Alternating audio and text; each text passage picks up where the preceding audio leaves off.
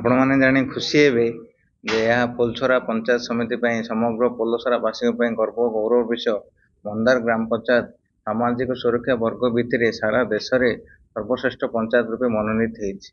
आपण मैंने जानी आम प्रिय मुख्यमंत्री जो आशा स्वप्न देखते विकसित ओडिशा 2036 सुधा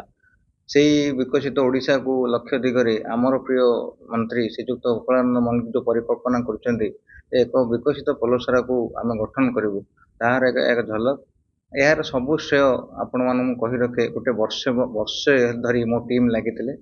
एवं आम प्रिय जिलापाल श्रीजुक्त भी कीर्तिभाषण जी कि आमको सदा सर्वदा पादे पादे आमको गाइड करते जो कौ प्रकार कार्य करार अच्छी कौ प्रकार लोक सेवा जोगार अच्छी कौन सी लोक से ग्राम पंचायत रे कौन सी भी लोक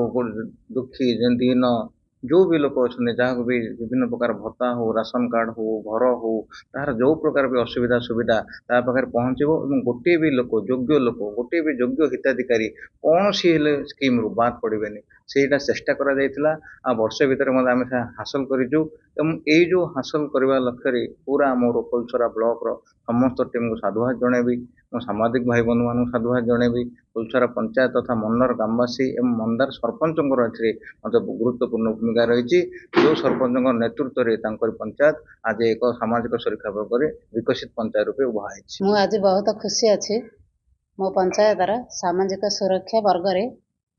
देश में प्रथम स्थान अधिकार करिछि। जिलापाल बीडीओ ग्रामवासी एवं पंचायतवासी को धन्यवाद जनाऊँ। मो पंचायतर उन्नति उद्यम सब जारी रहिबो।